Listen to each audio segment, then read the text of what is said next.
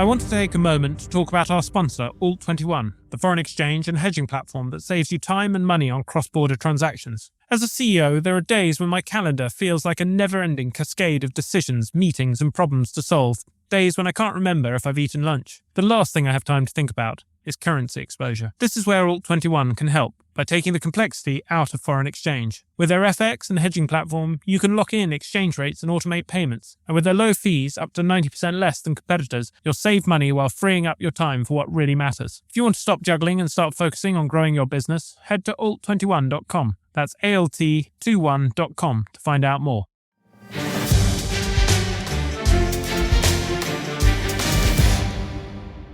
Good evening and welcome to our first ever live in-person Enter the Boardroom with New Role podcast.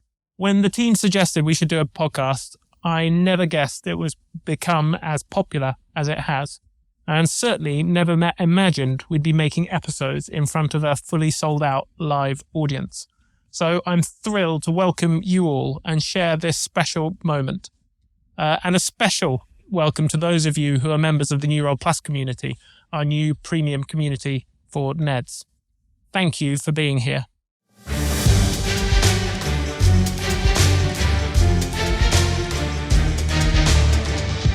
Hello and welcome to Enter the Boardroom with New Role. I'm your host, Oliver Cummings, CEO of New Role, the board search specialist and market leader, bringing science to the art of board hiring. Today's guest, Dr. Douglas Gurr, is the director of the Natural History Museum and a chair of the Alan Turing Institute. Previously, he was president of Amazon China from 2014 to 2016, before becoming head of Amazon UK from 2016 to 2020. His past non-executive roles include his time as chair of the Science Museum and chair of the British Heart Foundation, as well as trustee of the National Gallery and the Landmark Trust. Doug, it feels very fitting to have you here as the first guest for our in-person podcast with a live audience. You, as you recently discovered, are a New Role legend internally within New Role following your appointment to the board of the Landmark Trust while you were running Amazon China. It was one of the first moments when we realized the real power of New Role's open hiring platform to make incredible connections that we would never otherwise have identified. So a huge welcome and thank you so much for joining us today. Thank you. Great to be here. Let's talk about, to start with, the value you've got from boards as an executive. When have boards added most value to you?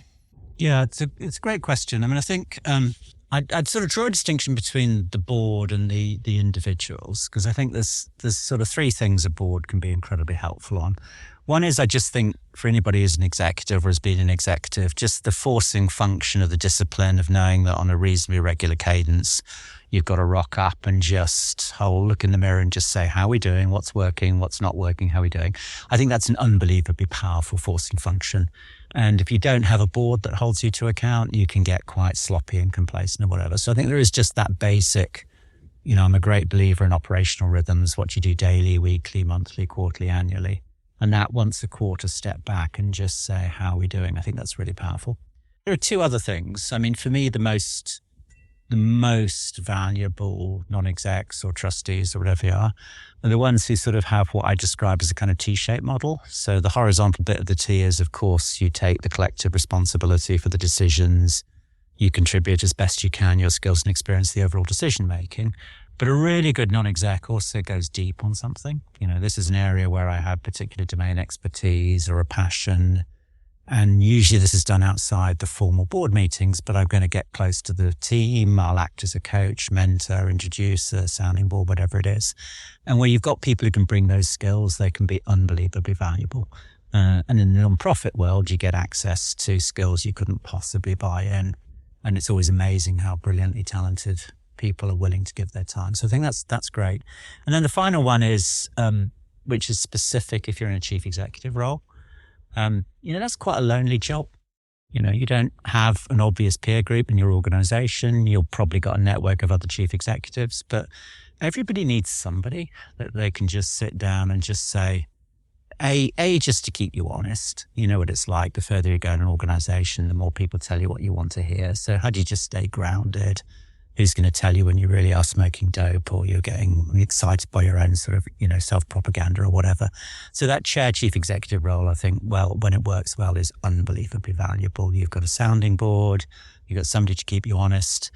And from time to time, and I've done this on the other side as the chair, you just need somebody you can just vent to when you're that pissed off with what everybody else in your organization has done to you. So I think those are just three obvious ways: the collective responsibility of the discipline, the individual really deep domain expert who can help you, and then for those of you who are chairs or chief executives, that's a critical relationship. Has anyone ever told you you're smoking dope?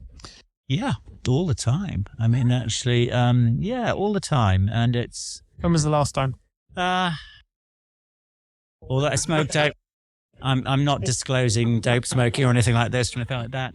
Well, honestly, this morning, if you know, it was... And because I think one of the things I learned at the various stages of my career is, the further you go in organization, the more you can become disconnected from the front line. And the front line is, what is the real customer experience? What is the real employee experience? And, I run a museum these days. And one of the joys of museum is that millions of people come in every day. And actually, and you wander the floors. And I was stopped by a visitor this morning who just said, "Oi, do you work here?" And you go, "Yeah." Or they smoke dope. And which is always good. And then usually it's then, "Where are the loos?" It wasn't actually "Where are the loos" on this occasion, but it was actually just said, somebody just gave me an incredibly simple piece of feedback saying, this particular piece of your visitor experience was just rubbish. And you know what? They were right. And actually, if you're not careful, and that's helpful because I happen to be walking the floors and talking to somebody. But, one of the reasons I walk the floors and talk to people is because people will just give you the unvarnished truth. They don't know who you are. They don't know what your job is. They kind of figure out you're somebody who works there. And so if you're lucky, they'll tell you the truth. And that's the kind of stuff which can really help.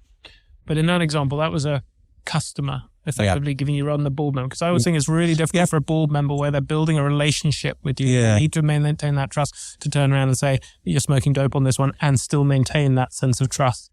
Yeah, it's a really good question. And I think it slightly comes down to, you asked, how do you get the best out of your boards? I think that's quite an important job for executives. And actually, I think it's for the executive. And you tend to find boards in one of three states. They're either at war with the executive, which is not a happy state, but it happens quite frequently. Or they're in that kind of classic, physicians do no harm, where, the executive keeps you at arm's length and you don't really get in the way, and that's kind of fine and things run on. And that's it's an okay state, but it's not a brilliant state. And every now and again, you get in that happy state where a board is genuinely delivering value, driving the organization forward, bringing the sort of stuff. I don't think you can ever get to that happy state if you're in the kind of situation you described where you can't have an honest conversation. No, you don't typically have honest conversations until you built a relationship. So, you asked, where have I had best value? It probably has been where I've said, right, I'll take some time in an executive role to sit down, get to know the individuals, spend a bit of time, just be really clear to them about, this is what's actually helpful to me. Tell me if you think I'm getting it wrong. And I don't necessarily do that with every single board member, because you kind of figure out who you want to invest time in. But if you don't do that and you end up in a situation where people are, for whatever reason, don't want to tell you the truth, then I think it's impossible to operate effectively. Okay. The Natural History Museum, where you're now director, has announced an 8-year, £550 million transformation project. Reading about it reminded me of one of my favourite episodes on the Enter the Boardroom, episode 85, with Dan Gardner, author of How Big Things Get Done and Super Forecasting, where he highlighted the base rate of building project overruns at 62%, and more worrying still that 39% of projects are in the tail where there's a more than 50% overrun, and the mean overrun of projects in that tail is 206%. You're a scientific thinker. How have you got yourself confident that you won't be in the 62%? And how have the board added value for you as the executive in that process? Oh, we're still in the tail of the 205%. Yeah. Well, so maybe a couple of things. I mean, first of all, actually, we've made sure that every single person on the project has read Dan's book. And in fact, even this morning, I said, anybody here has not read How Big Things Get Done? Because if you've not read it, it's brilliant. I mean, it just data-led, goes through that sort of stuff. Second thing is you've got to internalize some of the lessons from that. And, the most obvious reasons why these things go wrong is people they under focus in the planning stage and then they change their mind. And, you want to make your mistakes early on in a project when it's cheap because it's just pencil and paper, not when it's really expensive because it's steel and concrete. So there's all of those sort of lessons. But actually the other bit we've done is, and this for me is it really goes back to that point of how can a non-exec add transformational value. As you said, we've got 550 million quid's worth of capital projects. That's quite a lot for us. And we've just finished the Gardens project. We're just about to open a new gallery. We're building this brand new site. We've got a major digitization program. It was very obvious that if you're going to deploy that level of capital, which by the way is, probably 1.5 orders of magnitude more than the museum has been doing historic run rate for the last 20 years, we're going to need to make sure we get some help. So we said, right, we need somebody on the board who absolutely has been there, done that, got the T-shirt. And we're very fortunate that Rob Knoll, who's spent his life in the industry, he ran Landsec, he chairs Hammerson, all of this. He's extraordinarily skilled and talented. There's probably nobody who's got more experience of major construction.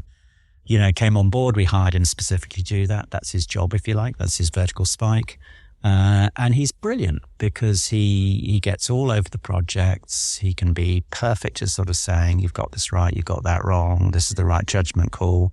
Ruthless about holding this to account. And what's also particularly helpful in an environment where you've got a ton of stakeholders to manage and lots of other people who want to do stuff is we've structured such a thing. So we said, okay, anybody who wants a stake in this, we have one committee. Rob chairs it. If you're the treasury or the whatever, etc., that's the only place where things happen. So we just have one place. And then when we start to get, as we all do in life, lots of well-intentioned but not necessarily well-informed input, we've got somebody who can just slap it down just like that. Say, no, that's wrong, bang, move on. So that's a great example where, there's no way we could afford to hire somebody with that level of skills and experience. And there's a handful of people like this in the UK. But if you can find somebody like that who can come on, who's willing to put the time and effort in, they're just unbelievable. Yeah. We've read the book. We're hopefully trying to follow some of the prescription. We've got the best person. Fingers crossed. That's about as far as you can get. So hopefully we won't be at least in the extreme tail of that one. We'll save that for episode. Come back in 5 years' time and I'll tell you how we got it horribly wrong. I want to move on to talk about the levers of control as you see them as a non-executive. Much has been written about Amazon's ways of working and how that's driven its success. For New Role, the book Working Backwards has been hugely influential in the way we think about running our business. I'm curious to hear how you would distill the essence of those principles for a board member or smart executive who's not experienced that Amazon environment firsthand. Yeah, no, great question. I mean, our cards on the table. I was at Amazon nearly 10 years. I genuinely think it's the best run organization I've ever come into contact with by a country mile. And that's partly because it's ruthlessly introspective about thinking about what do we do, how do we do it, and how do we make it better. So, for example, and most of this stuff is in the public domain, it's not hard to get hold of, but, it has 4 really simple operating principles, customer obsession, not competitive focus, the passion for invention, the commitment to operational excellence, and the long-term thinking. And they sound really simple, and they are really simple, but it's a great example for me of where very often the difference, and when I talk to executives, it's not in the plan or the strategy, it's all about the execution. So if you take something like customer obsession, commitment to operational excellence, sounds a bit boring, doesn't it? Operational excellence, yeah, we all want to be good like that. But actually there's a bit of, if you unpick that a little bit, one of the things I really loved about Amazon, and it's not unique to Amazon, but it was particularly acute there, is they take a really completely end-to-end systems approach to this. So what does a commitment to operational excellence really mean in the daily lived experience of every single employee in that organization? It means, for example, first of all, you're super clear about why do we commit to operational excellence? And we commit to operational excellence because it's about trust. And what does that mean? That means, one of the principles you teach is we make really precise, high-bar promises to customers. Order this thing by 5:37 p.m. this evening. It will arrive by tomorrow morning before 10 a.m. Really simple, precise customers. Start streaming. It will stream without interruption. It won't break, etc. And then you deliver against those promises. And it's your consistent day in, day out delivery of the promises you make for years or decades that earns you trust. which insulates you a little bit on those occasions when it goes wrong. But it also just means that actually when you try something new, your customers will trust you to give it a go. And if you're an innovative company like New Roll trying to do new stuff, you've got to earn the trust of all of that. And so that's sort of a simple level. But what was amazing to me about that was that absolutely everything about the organization is then, right, okay, well, if we really want to deliver operational excellence, how do we do it? How do we build the mechanisms that commit that every single thing that goes wrong is a learning opportunity where you properly inspect it, figure out deeply why it went wrong and what you do about it. And I'll give you a simple example. One of the supreme joys of being, country manager of Amazon UK is your email address is quite discoverable. So I used to get about 7,000 direct customer emails a year, and mostly in capital letters, you morons, what have you done, etc. Where's my stuff? But actually this is gold dust, because the way I was trained is, okay, Doug, read every single one. And we had a process that meant whenever you wrote to the MD, chief executive, you got a reply, and we had a team that would give a particular reply, and if there was a problem, we'd sort it out. But more importantly, I got to choose 2 or 3 a week, where I would say, okay, and my job was to pick the 2 or 3 that just looked a bit weird.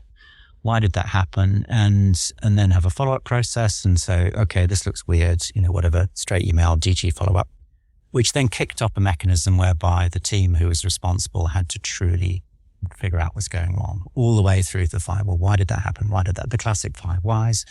Because until you got to root cause, you can't understand the systemic fix. So deep dive, root cause, systemic fix. And I was assessed on, okay, if you're picking 100 to 150 to 200 things, 150 a year, say, my job is to make sure that at least 50% of those are genuine problems with our system that if we can fix, we fix it forever. And it's all sorts of weird and wonderful stuff about, well, why did that go wrong? What happened? And it's just one small example, but there were probably 100 different things that were everything you'd possibly have to do to guarantee that you get your failure rate down to whatever. Every single process had a defects per million operations. Everything was assessed. And again, that's why what I'd say to executives is, go and read the principles. They're out there. They're public domain. There's nothing I've told you that isn't invisible, the leadership principles. But actually the single biggest difference is, and this is where I think you asked, how does a non-exec add flavor? Almost all of my experiences, it's not about the plan. It's not about what you write in this. It's about, do you actually execute well? I mean, you can probably read the annual report of 95% of the organizations on the planet, and they'll say something along the lines of, we put customers at the heart of our business. Bullshit. Unless you truly convince me you've got every single one of the 20 different ways of truly doing that, I don't believe you. And actually what a non-exec can do is just say, okay, I've read this statement or I've seen this. Just talk me through how you do it.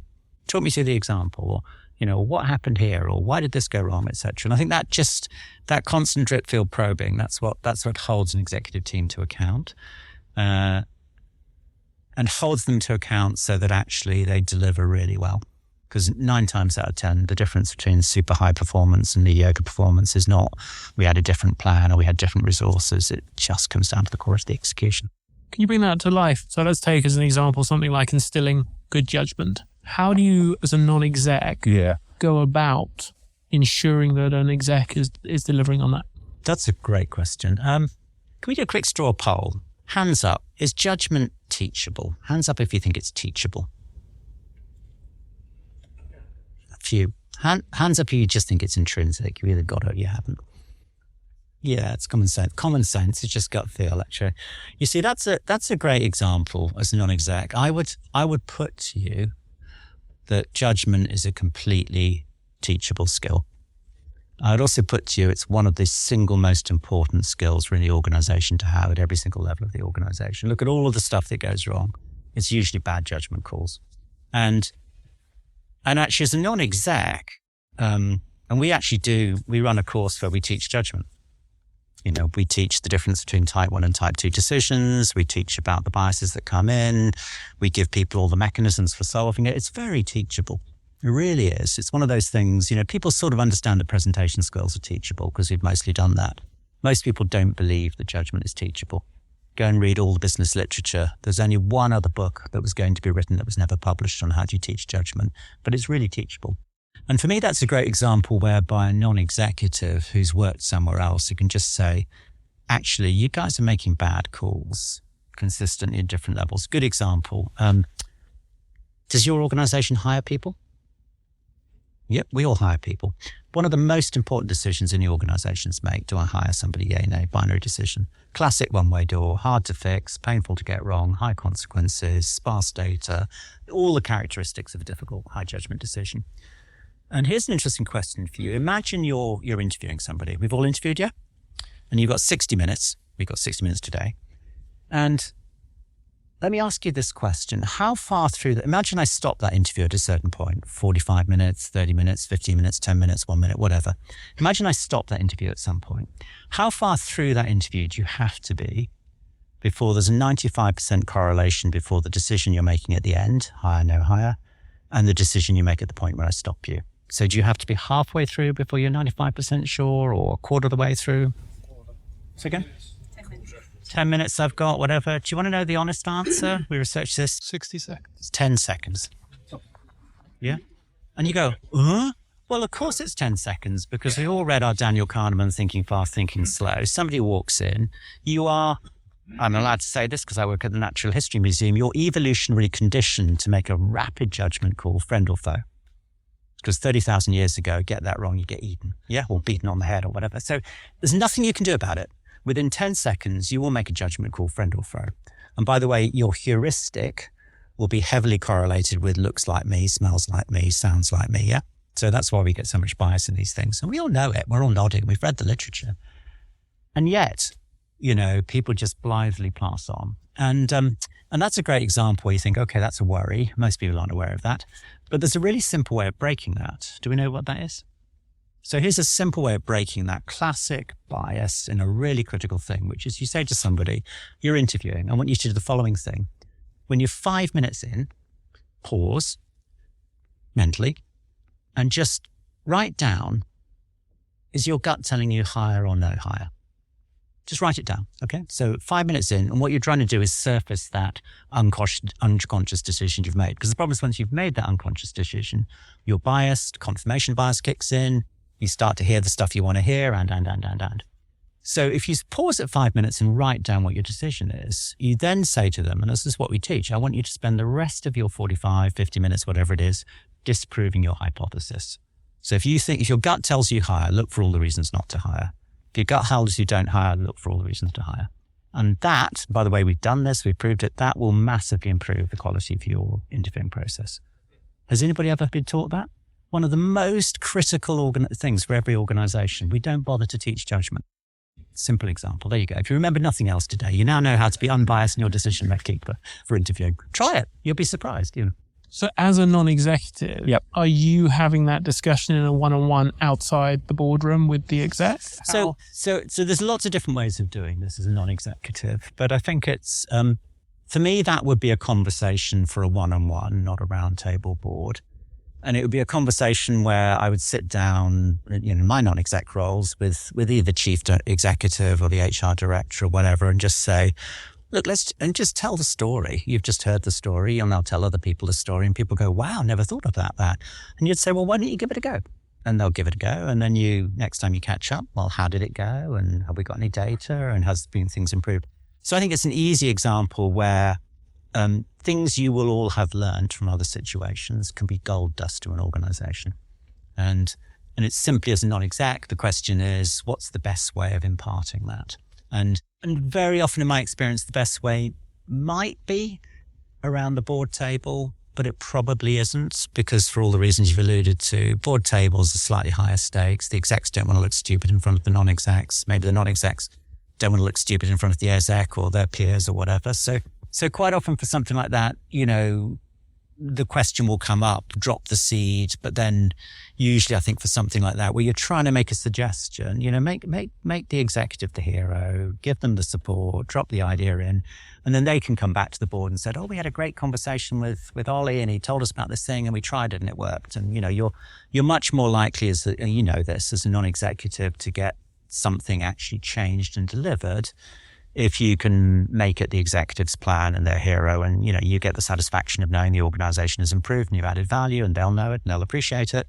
But what you don't get is that immediate defensive reaction. We're not doing that just because somebody told us it. It's fascinating. We went through a journey with our hiring, and one of the things that really influenced me was the work of Jeff Smart, who's also actually a past podcast guest. So that really resonates with me. Are there other principles that if board members are listening to this thinking, wow, that could really make an impact on my organization if I can help them improve the hiring success rates? Are there other areas, systems thinking, maximizing your efficiency principles that really make a big impact in your experience? Yeah, I think the hot one right now has obviously got to be technology. No, I might say that, would I? But it's been really interesting. I've worked with a lot of organizations in both executive and non-executive across all these sectors. And when we all grew up, fundamentally you had two levers. You could throw money at a problem, you could throw people at a problem. And we're actually pretty good. We're all well trained in how to deploy financial capital, how to deploy human capital. And those are your two big levers that you throw at a situation. If you read about the NHS, what is it? It's always more money or find more doctors. It's workforce plans, it's financial plans. And the challenge you get is, I think we now live in a world in which you have three levers, not two. And if you approach any situation, you can sort of say, is the right thing to do here to deploy financial capital, or is it to deploy people, or is it to deploy technology? And this, by the way, was something that just really struck me when I moved from Asda Walmart to Amazon, which in many ways are very similar organizations. Walmart, fantastic organization, three simple principles: do what your customers tell you, keep your costs low. And the other bit was that real understanding that, Walmart had 2 million associates, most of them hired or close to minimum wage as, temporary shop floor, but they deeply understood that every single thing that happened was one customer, one associate, $1 at a time. So they were unbelievably good at get, grow, keep, hire for attitude, train for skills. 70% of all their managers have started as, temporarily paid, because you fundamentally understood that your agent of action, the way in which stuff gets done, was people talking to people. And we've all sat through, that's how sales gets done. It's all about people talking to people. And then I moved over to the world of sort of Amazon, and it was, okay, we're pretty obsessed about customers. Tick, been there, done that. It's done in a slightly different way, but it's fundamentally the same stuff. We try and keep our costs low so we can keep our prices low. Get that, understood. Slightly different way, but very similar. And then there was this one thing that was fundamentally different, which was that the agent of action wasn't a person, it was a machine. And that just changed everything in terms of, and we can talk about some of the ways it changes everything, but it just fundamentally changes your way of thinking. And I think one of the most important things, I think, for any board right now or any non-executive is to say, is your organization coming in with an ability all the way through the organization? Is the organization capable of actually deploying a three-dimensional, not a two-dimensional approach to any of the situations it faces? Because if it isn't, it's going to miss a trick, and it will fall behind others who do. So for me, that's. I mean, it's not the only way, but it's an example of where, as a non-exec, you want to ask the big questions. Does your organization know how to get, grow, keep the best people? Does it know how to deploy technology effectively? Has it got a sound balance sheet? All of these things. These are the kind of areas where that ability to step back and just ask a really big question can make a difference. Before we go to the lightning round, I'd love to double click on that topic of technology, and particularly around AI and cyber risk, and then the environment around climate change and biodiversity loss. Can we start with technology? I think board members everywhere are wrestling with AI and what to do about it. What's your approach as a board member? Yeah, well, first of all, there's a lot of, AI sounds a bit scary. It sounds a bit cool, but also quite scary. Honestly, if we'd just called it applied statistics, it'd be a lot more boring and a lot less exciting. That's all it is. It's simply a way of translating inputs to outputs. But it is something I think organizations should get behind. I think it's quite deeply misunderstood. I mean, if you ask a very basic question, most executives, which is, what is the value creation lever of automation or AI or technology? How does AI create value in an organization? Anybody know? Save time, create efficiency. Save time, create efficiency, very good, because fundamentally the value creation lever of AI is velocity. It's not necessarily that it makes better decisions. it makes faster decisions. And faster doesn't just mean 5, 10 times. It means 1 billion times faster, 100 billion times faster. And it turns out that in a remarkable number of situations, if you can massively increase the velocity of decision making, you can hugely increase the granularity, and that turns out to create lots of value. Give you a simple example. You go for an eye test. We did 19 million eye tests in the UK last year. And quite often when you do an eye test, it's super cheap now to get a retinal eye scan. It's just a camera, it takes a photograph of the inside of your eye. And we know that a trained physician looking at that retinal eye scan can get really good predictive information about cancer, diabetes, cardio, all of these big disease classes. So actually that's brilliantly predictive of these things. And we know that if you can predict, you get much better prognosis, much better intervention. So that's brilliant. But we don't have that many highly trained physicians looking at these images. So of those 19 million eye tests every year, tiny fraction get looks at. We also know you can train an AI to be pretty good at this. Not necessarily as good as the world's best expert, but good enough to be, let's say, 95% accurate. An AI can look at all 19 million and tell you the 1,000 that are most likely to be about to have early onset cancer coming into intervene at stage 1 or stage 4, you save lives. And that really comes down to the value creation lever of AI. And so what I tend to say to organizations is, look, there's a whole bunch of pretty easily available off-the-shelf capabilities out there. Text to, sort of image processing, voice recognition, text to this, that, and the other, structuring of data. There's a whole bunch of stuff that's pretty easy to do, putting conversational front ends on stuff.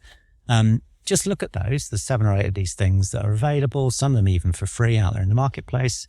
Think about your business processes and figure out what matters. So I'll give you a trivial example that you could all go and do tomorrow, which is everybody's got an IT help desk. Yeah. And behind that IT help desk is a bunch of hardworking individuals, bored witless by answering questions like, I've forgotten my password. How do I change it? What do I do when I've lost my mobile phone? The same set of questions the whole time, all of which are brilliantly written up in your policies. And yet you've got human beings bored witless doing this. Just take an off-the-shelf, GPT, for instance, point it at your internal processes, so no hallucination, and switch it on, and you've just saved all of those people. So they don't have to do the boring stuff, and you've solved all that problem. You save money, you save time, you're off to the races. And there are loads of these out there. So there you go. Easy tip. You know how to interview, you know how to actually now save your IT help desk all of the time. What's not to like? And turn up to the New Role podcasts. Well, I'm glad to say we have done that. Bringo, there you go. That's right. Okay. Can we talk about the environment? Yep. Before we go on to the quickfire, board members everywhere are wrestling with their responsibilities to the environment. At the Natural History Museum, you're looking to create advocates for the planet. Practically speaking, though, what are you doing as a board member on that front that those listening who are board members might be able to replicate themselves? Yeah, so we talked to a lot of boards about this, and it's super simple. First of all, you've got 2 problems you've got to solve. You've got to solve the climate problem, and that's actually, in some ways, quite easy to do. All you've got to do is reduce the level of atmospheric CO2, and the temperature will stabilize.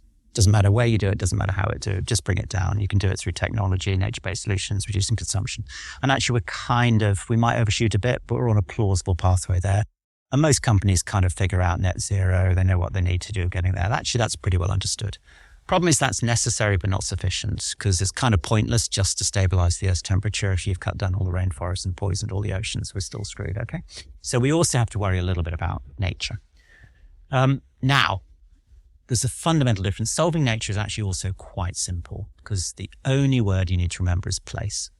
It's in carbon is about CO2. It's a gas. It moves around. Just bring it down. The temperature comes down. Nature's incredibly heterogeneous. There are places where it really matter. There are places matter less.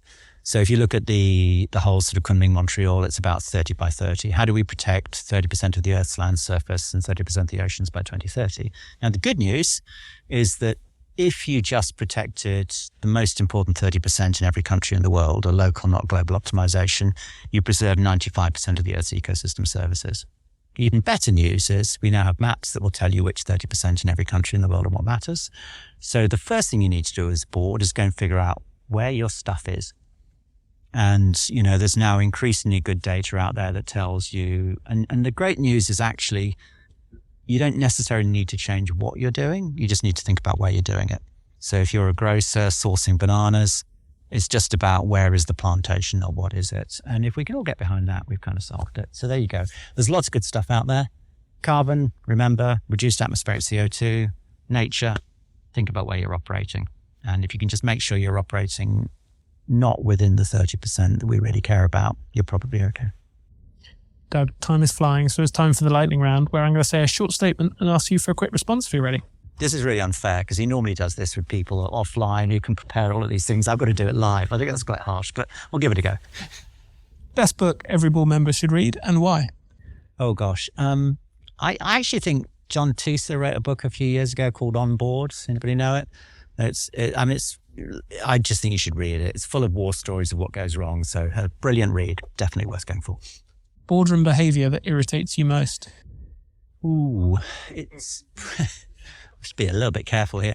I think it's probably what I would describe as the excessive extrapolation from personal experience. So anecdotes really matter, but it's the board who says, well, I was doing X the other day and this happened, and you think, yeah, but like you're not a typical customer or you're not whatever, etc. So that might be your own personal experience. Please put yourself in the shoes of the audience, the visitor, the customer here, not in your own shoes. Most valuable board ritual? Oh, it's all the getting real. I mean, when I was on the National Gallery board for an accident of history, every National Gallery board meeting starts with a walk up to the conservation studio where the trustees have to approve the treatment of any picture and whether it can come back on the wall. And the trustees have no clue. And this goes back to the middle of the 18th century when there was a crazy row buried in the bowels of history because you listen to genuine world experts and saying, I think we should just touch up the Titian like that. What do you think, Doug? And you think, I have no clue, but I'll go with what you're saying. But it really matters because it reminds you what you're there for. I remember Sainsbury's used to do the same thing, walk the board through, part of the supply chain or whatever. I think there's rituals where you get close to what does the organisation actually do are the most valuable. Favourite quote? It's probably one of Jeff's, actually. There's a couple of folk from Amazon in the audience, I'm sure. But he used to have this brilliant one, which was good intentions don't work. And there was a coda, common mechanisms do, which you can go and look up. But I come back to that the whole time. When you look at things that went wrong, it isn't because people didn't want to work or they didn't try hard enough. It's just that just being well-intentioned doesn't work. And you just have to remind people it's necessary. It's by no means sufficient. You've got to figure out what does work and put that in place. Most significant professional insight? It was that moment I mentioned when I flipped from sort of Walmart to Amazon and just understood the power of just what machines can do. And actually, if I can just build on that a little bit, I used to have to do all the new joiners talk.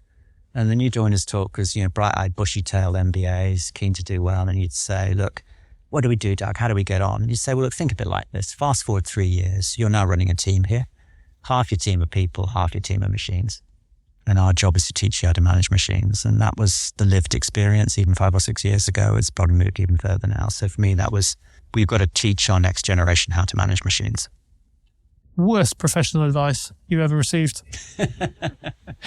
It was probably sign up for the new role sort of service or something like that. No, harsh, but it brought me many, many happy opportunities and made my diary even more compressed than it was already. What have you changed your mind on about boards over time? Ooh, I've probably become, and I don't think this is necessarily a good thing, I've become much less tolerant of boards who don't add value to the organisation. Boards who don't understand that their job is to make the organisation a success. I used to, that's probably it. When was the last time you got a significant judgment call wrong in the boardroom, and what did you learn? It was actually it was a situation I was involved in relatively recently it was a private equity situation, and as ever, it was a people call. We just made completely the wrong call on the chief executive hire, and which in retrospect, having gone on and on about how important hiring is and how you get it wrong, it was just one of those ones where I just think collectively we allowed the expediency and the urgency to overcome what deep down we knew was the wrong decision. And it inevitably proved much more painful to unpick than it would have been if we'd have just held off and waited in the first place. How are you better today as a board member than when you started? Gosh, there's a bit of an assumption I am better than when I started, but let's take that for now. I think when I started, like a lot of us who came through exec careers and then took a non-exec role, it took me a long time to learn how to operate as an effective non-exec, not as an executive, and we all know all of the pitfalls in that. I think I would hope now I have a clearer understanding of when to operate in an executive mode and be effective like that, and when to operate in a non-executive mode. And finally, 3 things our listeners should take away from this podcast if they take nothing else. Ooh, that's a good one. Really, the audience is cool. But if I could wish 3 things on you, remember the hiring piece. Do you go away and think about what is your organization thinking about in terms of how it deploys and uses technology? And if I may, please get serious about, helping to save nature.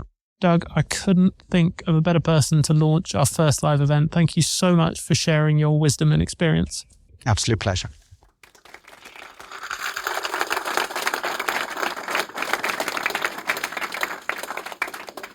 So we're going to go to audience questions now.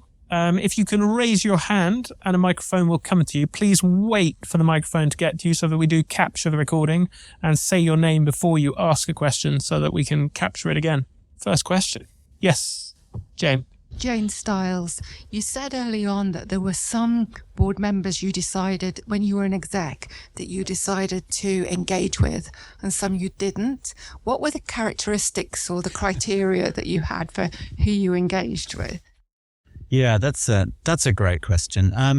You very rarely get the ability to choose your board. As a chair, you can shape it. As a chief executive, you're deployed. I think it really comes down to a very simple question of, can you help? And if you unpick that a little bit, it's, is this somebody who brings a set of skills and experiences that is value and value adding? But it's also a lot more about, it's a bit like that. It's a bit like a decision about where do you invest your coaching time. It's a bit of investment to get to know somebody, to build it, to show them around, to bring them up to speed enough about the organization to be helpful. I personally tend to make that judgment call about, is this somebody who's going to give us enough back in return? Which is a bit about, do they have the skills and experience? It's quite a lot about, are they actually willing to engage in the right way with the executive? Will they roll up their sleeves? Will they spend the time? Will they get stuck in? If it's somebody who just wants to turn up to a board meeting every 3 months and sort of shoot from the hip and maybe read the papers, then why would I? Question just here, and then another couple here. Graham Fisher, pleasure to meet you, Doug. My question would be, when looking at non-execs, do you think it's better to get from industry specific or completely unrelated so they have a different angle? Yeah, really good question, Graham. This is probably wearing a chair's hat rather than a chief executive's hat. I kind of believe quite passionately that it's important for any board to sit down and write job descriptions for every single role around the board. And some of them are kind of self-evident. You've got to have a chair of audit and risk. You quite often you want a lawyer on the board or whatever it is. But I think almost always, if you think about what are the challenges my organization need, what are the skills, because I like a situation where you can have every non-exec around the board feeling they own something, part of the board's agenda. And so my approach has always been, whether it's chair or chief exec, let's define all the skills we need around the board. Let's figure out how many people that means we need. Let's give a really specific description and let's recruit against that. And then let's try and bring somebody in who's got that particular expertise. I am quite agnostic as to where they've received it. My experience has been that, different people, you develop different skills and different things. Sometimes you want really specific domain knowledge, rarely really specific industry knowledge. What you absolutely do want when you look at the mix of that is that diversity. If you just recruit, if you're a financial services company and every single person on your board has only ever worked in financial services, good luck with that, because you're going to get into groupthink the whole time. And much though there's probably loads of fantastic financial. The same applies to other industries. It's just that we all have our own particular way we get into it. So I like a bit of a mix, if that makes sense. I'm going to end the formal questions there. I think Doug is going to be around for a little while afterwards. Thank you again to Doug for an amazing first podcast live experience. Absolute pleasure. Thank you for having us.